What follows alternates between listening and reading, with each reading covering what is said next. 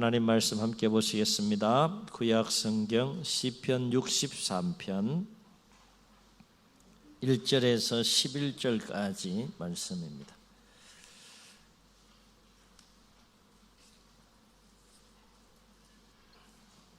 시편 63편 1절에서 11절 847면쯤에 있습니다. 교독하십니다. 하나님이여 주는 나의 하나님이시라. 내가 간절히 주를 찾되 물이 없어 마르고 황폐한 땅에서 내 영혼이 주를 갈망하며 내 육체가 주를 앙모하나이다.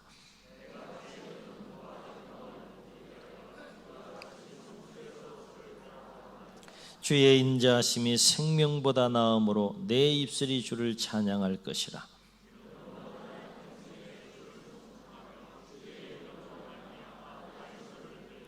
골수와 기름진 것을 먹음과 같이 나의 영혼이 만족할 것이라. 나의 입이 기쁜 입술로 주를 찬송하되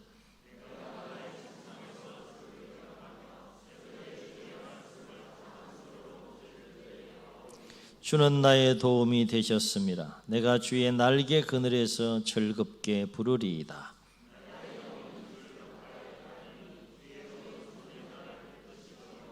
나의 영혼을 찾아 멸하려 하는 그들은 땅 깊은 곳에 들어가며 왕은 하나님을 즐거워하려니 주께 맹세한 자마다 자랑할 것이나 거짓말하는 자의 입은 막히리로다. 아멘. 아시다시피 사막은 강수량이 아주 적고 또 햇볕이 쨍쨍 내리쬐기 때문에 물이 아주 잘 증발하는 곳입니다. 넓은 사막에는 1년 내내 비가 오지 않는 곳도 있고 비가 오는 우기와 비가 내리지 않는 건기가 번갈아서 또 이루어지는 곳도 있습니다. 그러나 보통 비가 온다고 해도 우기가 길지 않고 짧은 데다가 건기가 길기 때문에 땅은 언제나 건조하고 물이 아주 또 귀할 수밖에 없는 곳이 바로 사막입니다.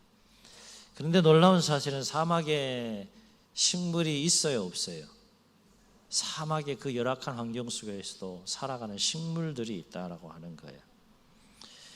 보통의 식물이 이 햇빛을 차지하기 위해서 경쟁을 한다면 사막에 있는 식물들은 물을 차지하기 위한 경쟁이 치열하다고 하는데요.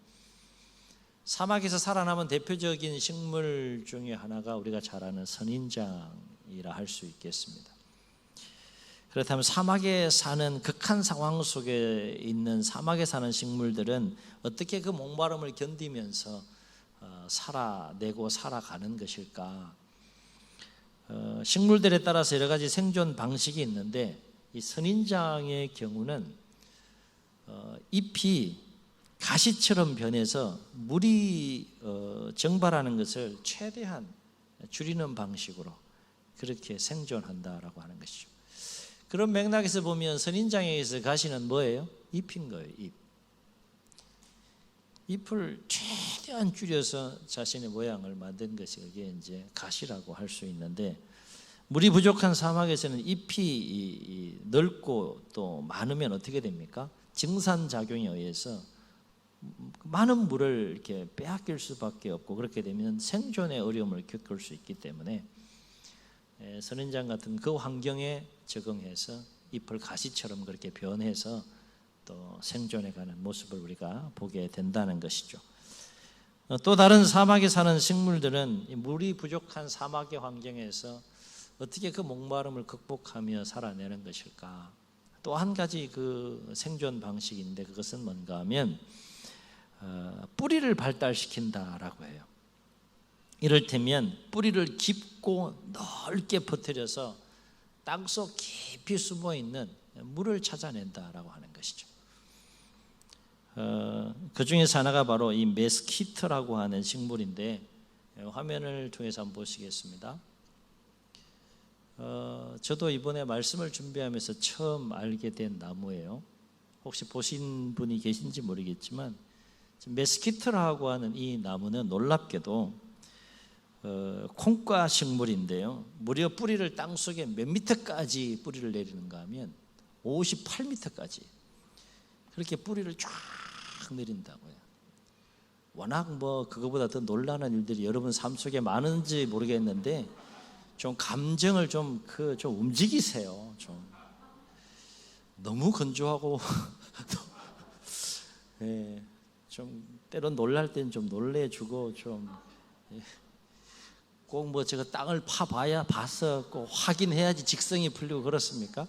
아 그럼 그렇나 보다 이렇게 생각하고 좀 이렇게 좀 놀라기도 하시고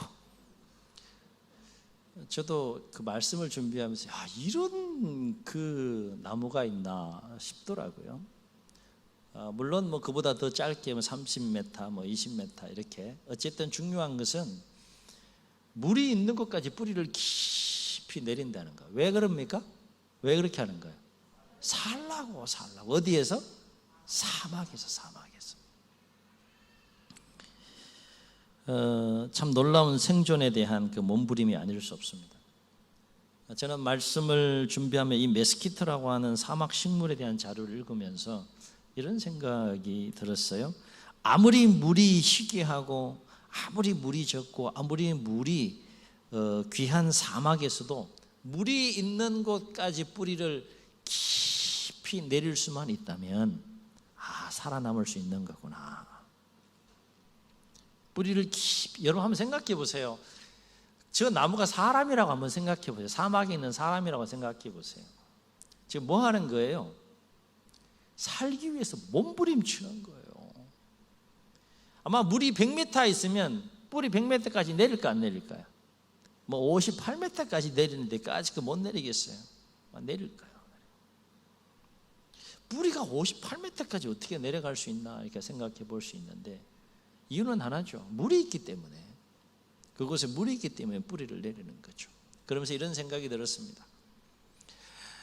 인생의 우리 삶의 여정에서 보면 사막과 같은 그 인생의 광야를 우리가 만날 때가 있는데 그렇다면 우리는 그 인생의 광야라고 하는 그 곤고하고 고난의 상황을 능히 이겨내기 위해서 우리가 더욱 뿌리 깊이 내려야 할 것은 뭘까?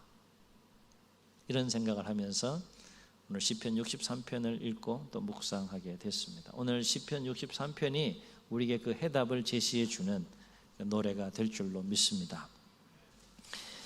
오늘 시편은 다윗이 그 자신의 셋째 아들인 압살롬, 이름 잘 지어야 돼요. 하여튼 참 압살롬 그러니까 뭔가 일으킬 것 같잖아 벌써. 그러니까 셋째 아들인 압살롬이 아버지한테 반역을 일으킵니다.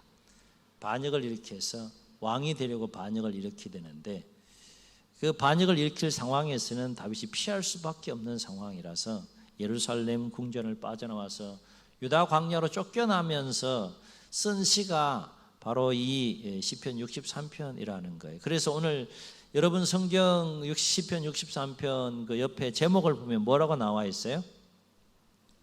뭐라고 나와 있어요?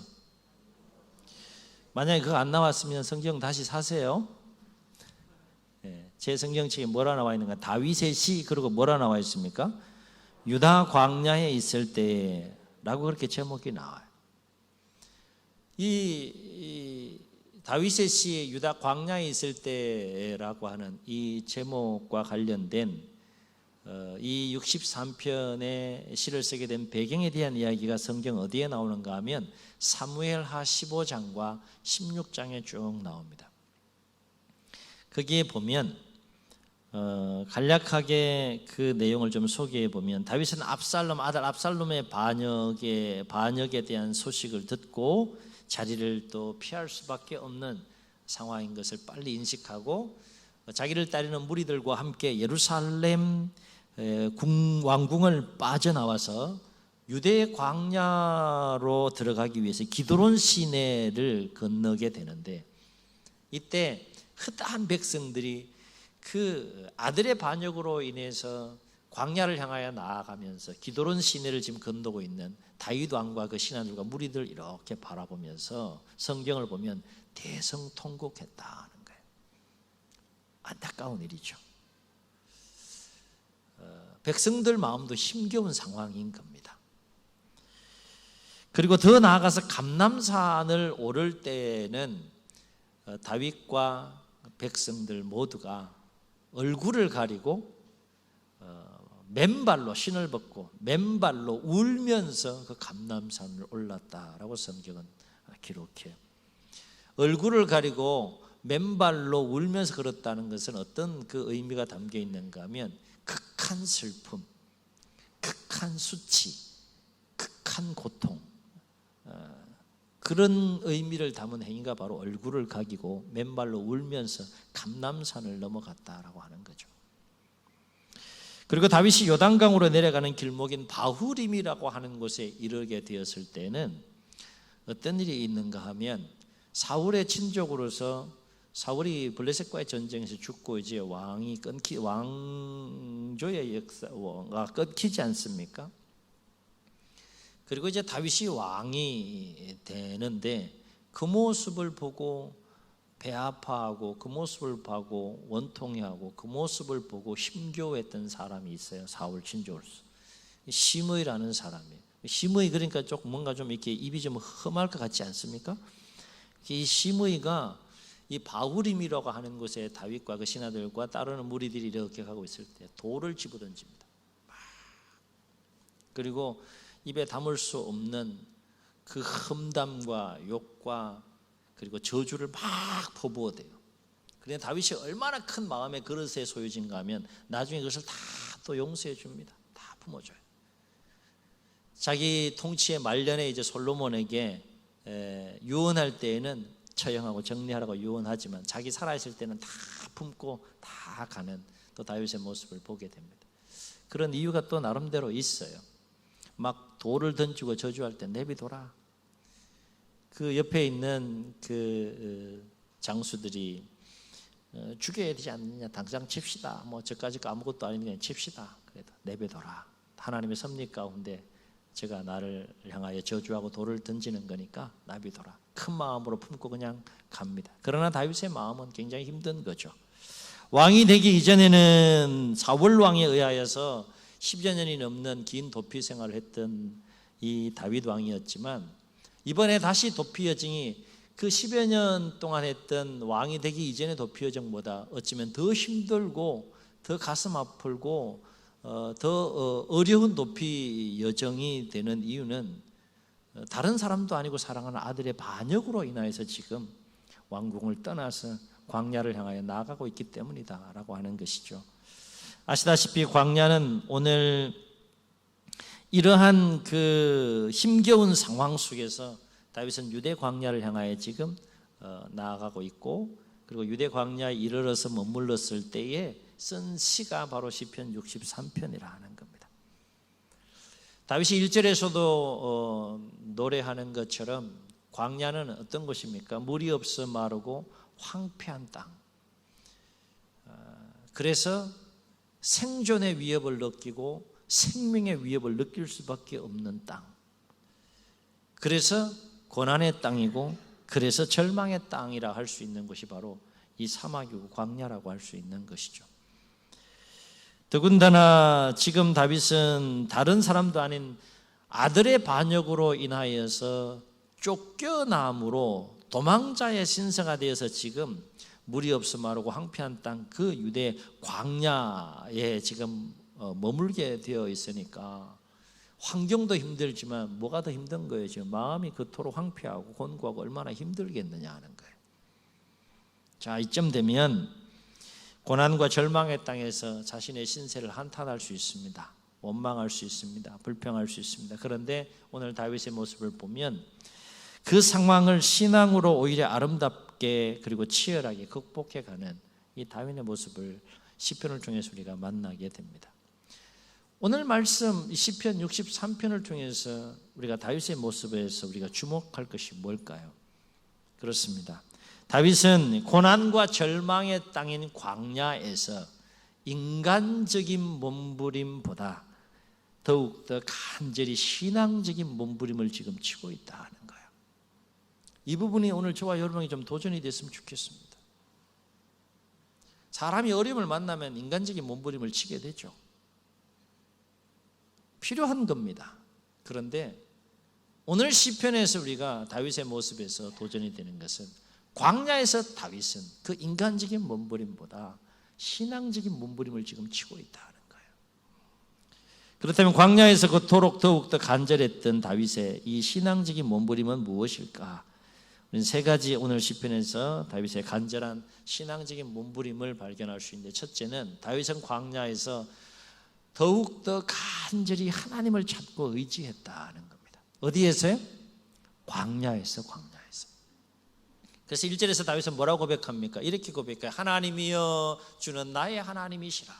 내가 간절히 주를 찾되 물이 없어 마르고 황폐한 땅에서 내 영혼이 주를 갈망하며 내 육체가 주를 앙모하나이다. 간절히 하나님을 갈망하고 또 앙모하면서 찾고 의지하는 이 다윗의 모습을 보게 되죠. 그러면서 다윗은 평소에 성소에서 하나님을 찾고 하나님을 의지하고 하나님을 바라봤던 그때를 추억합니다. 그런데 지금은 성소에서 그럴 수 있어요, 없어요? 그럴 수 있는 상황이 아니라 아들의 반역으로 지금 성소를 등지고 지금 처량한 신세가 되어서 도망자 입장에 되어서 성소에서 평상시에 하나님을 바라보고 찾고 의지할 수 있었던 그 자신의 모습이 아닌 그 모습에 안타까워하면서 2절에서 이렇게 노래합니다. 내가 주의 권능과 영광을 보기 위하여 이와 같이 성소에서 주를 바라보았나이다. 추억하면서 안타까워하면서 그렇게 노래하고 있는 다윗의 모습을 보게 됩니다.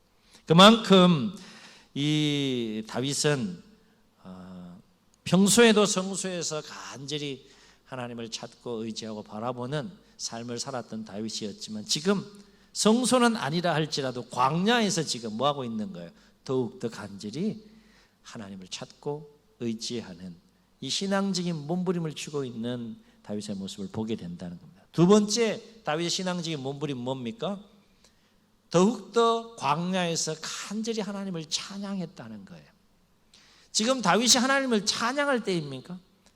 지금 사실은 찬양할 때와 상황이 아니라 자신의 처량한 신세를 바라보면서 한탄하고 탄식하고 원망하는 수밖에 없는 상황이 그게 정상인 거예요.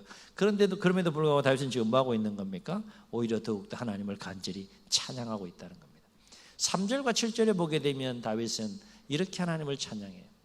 주의 인자하심이 생명보다 귀함으로. 아무나 고백할 수 없는 고백이죠. 주의 인자하심이 자신의 생명보다 귀하다는 거예요. 주의 인자하심이 생명보다 귀함으로 뭐 하겠다는 거예요? 내 입술이 주를 찬양할 것이라.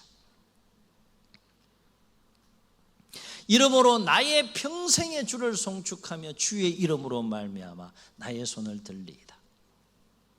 골수와 기름진 것을 먹음과 같이 나의 영혼이 만족할 것이라. 나의 입이 기쁜 입술로 주를 찬송하되 내가 침상에서 주를 기억하며 새벽에 주의 말씀을 작은 소리로 읊조릴 때에 뭐 하겠다는 거예요? 찬송하리라. 이유는요? 주는 나의 도움이 되셨습니다. 내가 주의 날개 그늘에서 즐겁게 부르리이다. 광야에서 간절히 하나님을 찬양하는 이 다윗의 모습을 보게 됩니다. 또 한 가지 광야에서 다윗의 신앙적인 몸부림은 뭡니까? 그렇습니다. 다윗은 광야에서 더욱더 간절히 하나님과 친밀하게 교제했다는 거예요. 6절을 다시 보면 다윗은 광야에서 어떻게 하나님과 친밀하게 교제했다고 노래하고 있습니까? 내가 침상에서 주를 기억하며 새벽에 주의 말씀을 작은 소리로 읊조린다. 그렇게 다윗은 지금 노래하고 있는데, 내가 침상에서 주를 기억한다는 것, 새벽에 주의 말씀을 작은 소리로 읊조린다는 것은 무엇을 의미할까? 그렇습니다. 침상은 하루의 일과를 마무리하고 그 어느 것에도 방해받지 않는 조용한 시간과 장소, 그것이 바로 침상이라 할 수 있겠죠. 새벽도 마찬가지로 하루의 일상이 시작되기 전 분주하지 않은 그 시간에, 고요하고 조용한 시간에 더 깊이 더 세밀하게 하나님께만 집중하며 교제할 수 있는 시간, 그것이 새벽인 것이죠. 자, 그래서 침상에서 주를 기억한다는 것, 새벽에 주의 말씀을 작은 소리로 읊조린다는 것, 그러한 다윗의 모습 속에서 우리가 볼 수 있는 것은 뭡니까? 광야에서 지금 그렇게 할 수 없는, 인간적으로는 할 수 없는 그 여건과 조건과 환경 속에서도 다윗의 마음속에는 무엇으로 충만했다는 겁니까? 하나님과 더욱더 그럼에도 불구하고 친밀하게 교제하고자 하는 열망과 열정이 충만했다는 거예요. 사랑하는 성도 여러분, 그렇다면 다윗은 왜 인생의 광야에서 그토록 간절히 목마름으로 하나님을 찾고 의지했을까? 다윗은 왜 광야에서, 인생의 광야에서 그토록 하나님을 찬양했을까? 그토록 다윗은 인생의 광야에서 왜 더욱더 친밀하게 하나님과 교제하기 위해 몸부림쳤을까라고 하는 것인데, 그렇습니다. 다윗은 지난날 특별히 사울의 추격을 피해서 약 10여 년이라고 하는 긴 고난의 세월을 통해서 깨달은 것이 있어요. 인생에 대해서, 삶에 대해서 깨달은 두 가지 중요한 진리가 있기 때문에 다윗은 광야에서 지금 하나님을 찾고 있는 거예요. 그렇다면 다윗이 지난날 긴 고난의 세월을 통해서 철저하게 온몸으로 체험하고 깨닫고 경험한 인생의 중요한 두 가지 그 깨달음과 진리는 뭐냐? 첫째는 삶이라고 하는 것은 자기 자신도 아니고 다른 사람도 아니고 오직 하나님의 손에 달려있다. 머리가 아니고 다윗은 이 삶을 통해서 처절한 고난의 그 시간 수없이 많은 시련과 또 역경의 그 상황들을 맞이하고 이겨나가면서 그 속에서 하나님의 손길들을 체험하고 경험하면서 철저하게 깨달은 그 다윗의 체험, 인생에 대한 그 체험에 근거해서 지금 다윗이 사실은 마음 깊은 곳에 어떤 그 깨달음과 확신이 있는 겁니까? 인생이라고 하는 것은 내 마음대로 되는 것이 아니다.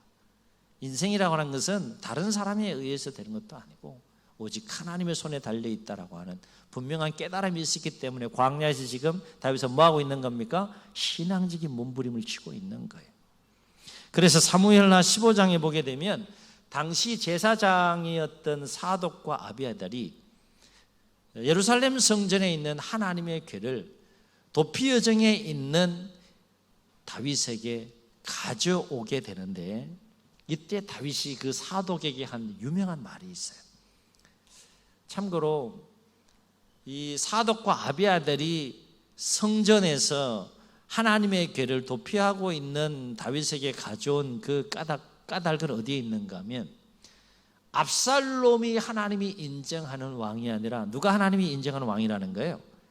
다윗이 하나님이 인정하는 왕이라고 하는 그 통치의 정통성을 확보하기 위해서 이 하나님의 궤를 예루살렘 성전에서 당시 제사장이었던 사독과 아비아달이 도피하고 있는 다윗에게 가져옵니다.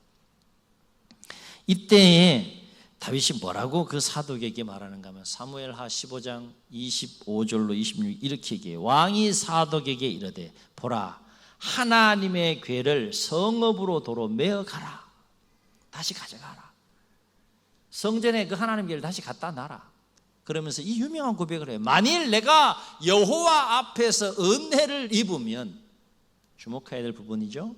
만일 내가 여호와 앞에서 은혜를 입으면 도로 나를 인도하사 내게 그 궤와 그 계신 데를 보이시리라. 그러나 그가 이같이 말씀하시기를 내가 너를 기뻐하지 아니하신다 한다면, 다윗은 이렇게 얘기하겠다는 거예요. 종이 여기 있사오니 선히 여기시는 대로 내게 행하시옵소서 하리라. 무슨 얘기입니까? 하나님 좋으실 대로 하시라. 죽이시든 살리시든 하나님 좋으실 대로 하시라. 그렇게 내가 고백할 것이다. 무슨 말입니까? 자신의 인생은 그 어느 누구의 손에 달려있는 것이 아니라 다윗 자신에게 달려있는 것도 아니고 압살롬에 의해서 좌우되는 것도 아니고 오직 누구의 손에 달려있다는 거예요? 하나님의 손에 전적으로 달려있음을 알고 다윗은 지금 그 광야를 향하여 나아가는 그 처절한 곤고하고 아프고 힘든 상황 속에서 자신의 인생 전부를 하나님께 맡기는 이 모습이 바로 이 사무엘의 15장에 나와요. 얼마나 아름답고 깊고 놀라운 신앙 고백입니까? 또 한 가지, 다윗이 이 광야에서 그토록 신앙적인 하나님을 찾으면서 신앙적인 몸부림을 칠 수 있었던 또 한 가지 인생에 대한, 지난날의 고난을 통하여 깨달은 인생에 대한 그 깨달음과 진리가 있는 그것은 뭔가 하면 한번 따라해 보시겠습니다. 어떤 상황 속에서도 하나님을 찾고 의지하면 반드시 승리한다. 아멘. 아멘. 다윗은 이걸 알았어요. 그래서 다윗에게는 상황이 별로 문제가 되지 않았어요. 다윗에게 문제가 되는 것은 하나님을 떠나는 것이 문제가 되는 거예요. 다윗에게 오직 문제가 되는 것은 하나님을 멀리하는 것이 문제가 되는 것이지 상황이 문제가 되지 않았어요.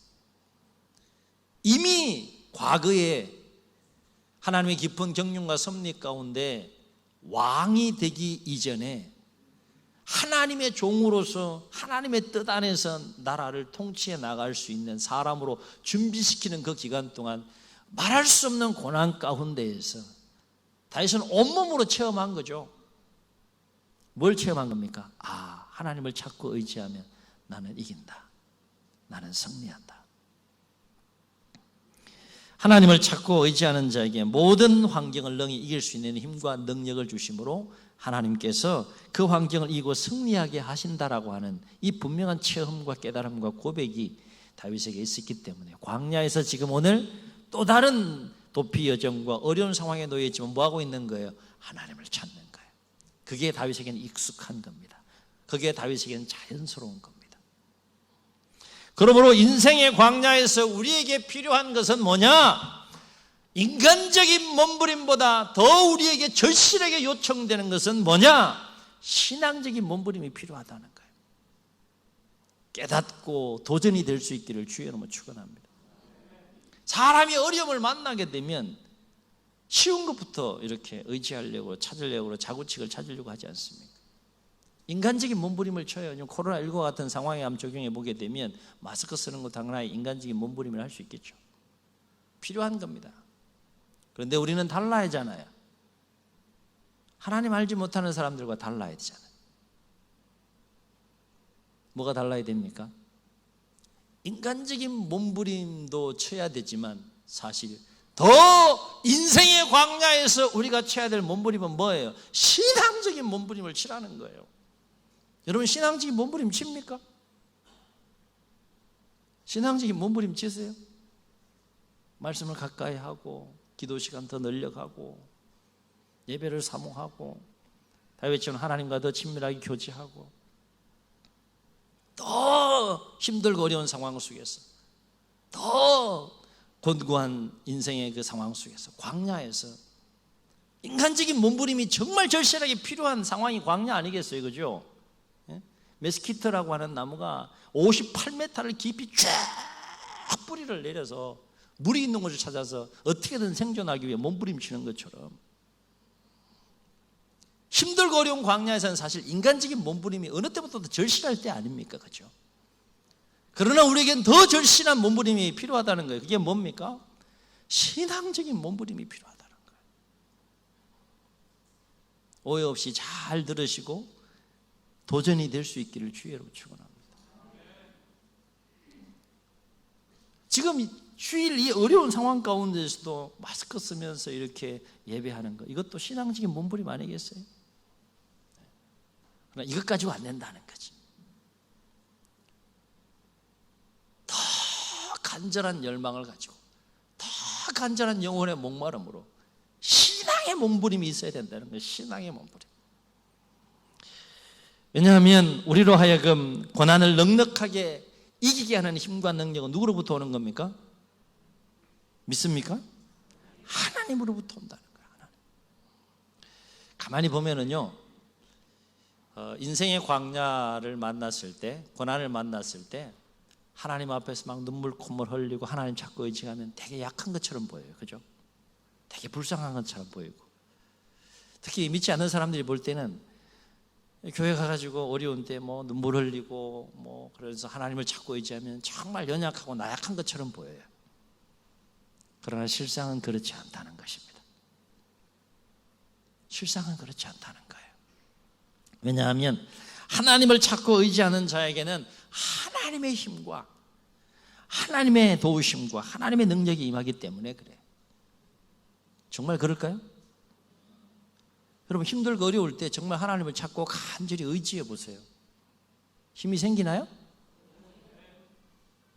인생의 광야에서 다윗이 오늘 그랬던 것처럼 간절히 하나님을 찬양해 보세요. 힘이 생기나요? 힘이 생겨요. 그런 체험이 있어요? 성가대가 참 마스크 쓰면서 또 이렇게 연습하고 또 찬양하고 하는데 성가대만 느끼는 그 은혜가 있어요. 그죠? 아멘? 뭔 말인지 아시는 분들은 아멘 하셔야 돼요.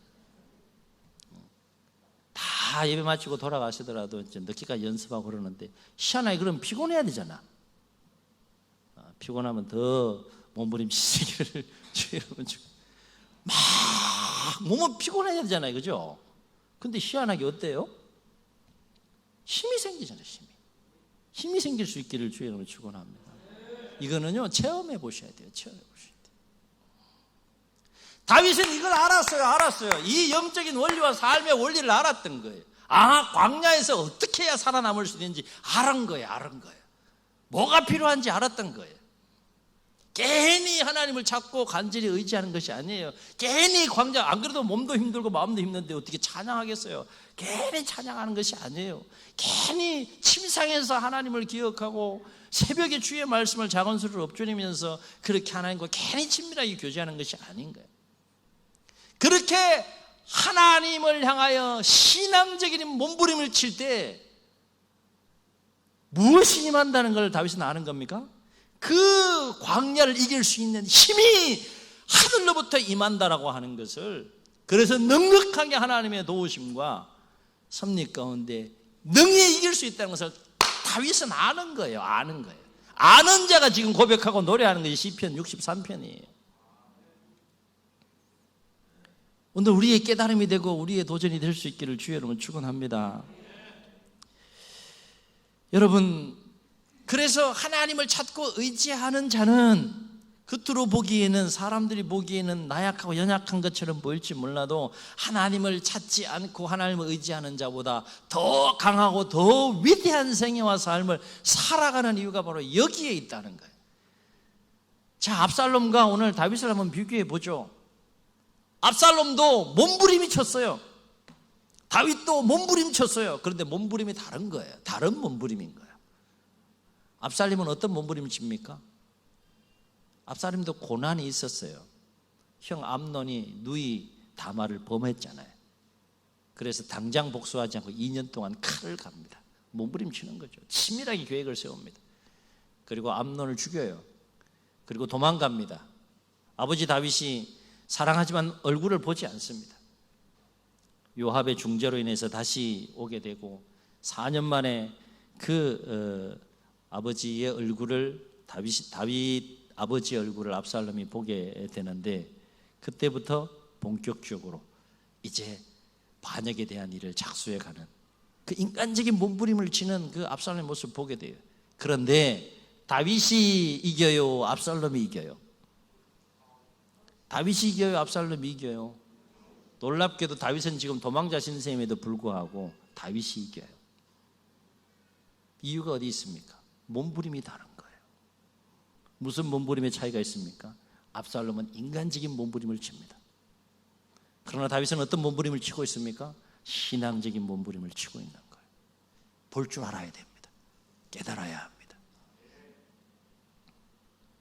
그래서 지난날 말할 수 없는 고난의 세월 속에서 온몸으로 이것을 체험하고 경험한 다윗은 1절과 7절에서 뭐라고 고백합니까? 1절 보세요. 하나님이여 주는 나의 하나님이시라. 체험이 있는 거예요. 나의 하나님 되면 체험과 경험이 있는 거예요. 하나님이여 주는 나의 하나님이시라. 7절에서 뭐라고 고백합니까? 주는 나의 도움이 되셨습니다. 아멘. 나의 하나님이라 나의 도움이 되셨습니다. 그 얘기는 뭐예요? 힘과 능력과 승리를 주셨다는 거예요. 언제? 하나님을 찾고 의지할 때, 더욱더 하나님을 찬양할 때, 더욱더 하나님과 친밀하게 교제할 때, 신앙적으로 하나님의 손길을 갈망하면서 몸부림칠 때 하나님께서 그런 힘과 능력과 승리를 주셨다는 거예요. 그래서 오늘 말씀에서도 보면 비록 아들의 반란으로 인해서 도망자가 되어서 처량한 신세로 지금 유대 광야를 향하여 나가고 있지만 8절과 10절에서 다윗은 하나님을 찾고 의지하는 자지에게 주실 하나님의 승리를 확신하면서 뭐라고 노래하고 있는가 하면 이렇게 노래해요. 나의 영혼이 주를 가까이 따르니, 나의 영혼이 주를 가까이 따르니 주의 오른손이 나를 붙드시거니와. 나의 영혼을 찾아 파멸하려는 그들은 땅속 깊은 곳에 들어가며 칼의 세력에 넘겨져서 승냥이의 먹이가 되리이다. 다윗은 사실 이렇게 노래할 처지가 못 돼요. 지금 대세는 지금 압살롬이거든요. 그러나 믿음으로 고백하고 있는 겁니다. 왜냐? 확신이 있는 거죠. 무슨 확신이요? 나는 반드시 이긴다. 나는 반드시 승리한다. 왜요? 이유가 있어요. 다윗이 지금 무슨 몸부림을 치고 있는 겁니까? 그 모든 것들을 주관하고 지배하고 다스리시는 하나님을 찾고 의지하는 다윗 자신의 모습을 보고 있기 때문에 나는 반드시 이긴다. 나는 반드시 승리한다. 그래서 8절과 10절에서 승리에 대한 노래를 하고 있는 겁니다. 그렇습니다. 비록 우리가 절망할 수밖에 없고 낙심할 수밖에 없고 탄식할 수밖에 없고 원망할 수밖에 없는 인생의 광야에 있다 할지라도 다윗처럼 삶이 하나님의 손에 달려있음을 철저하게 깨닫고 인정함으로 더욱더 우리가 그 광야에서 하나님을 찾고 더욱더 간절히 하나님을 의지할 수만 있다면 우리는 그 광야의 삶을 반드시 이기고 승리하는 삶을 살게 될 줄로 믿습니다. 그렇습니다. 인생의 광야에서 우리가 다윗처럼 더욱더 하나님께 깊이 뿌리 내리고자 하는 그 신앙적인 몸부림을 칠 수 있다 그러면 어떤 인생의 광야의 여정과 상황을 만난다 할지라도 우리는 하나님이 주시는 힘으로 하나님이 주신 능력으로 하나님의 돕는 손길로 인하여서 반드시 이기고 반드시 승리하는 삶을 체험하고 경험하게 될 줄로 믿습니다. 바로 없기는 우리가 살면서 인생의 광야를 만났을 때 낙심하거나 절망하거나 두려워하지 말고 오직 다윗처럼 오히려 그 상황 속에서 더욱더 어떻게? 하나님을 찾고 의지하며 오히려 그 광야의 상황 속에서 더욱더 하나님을 찬양하며 오히려 그 광야의 상황 속에서 더욱더 하나님과 친밀하게 교제함으로 하나님을 찾고 의지하는 그 신앙의 몸부림 속에 있는 자에게 부어주시는 그 힘과 능력으로 그 광야의 여정, 그 삶을 아름답게 이기고 승리하며 살아가는 우리 모두가 될 수 있기를 주의 이름으로 축원합니다. 축원합니다. 말씀을 기억하시면서 우리 찬양하시고 통성으로 기도합니다.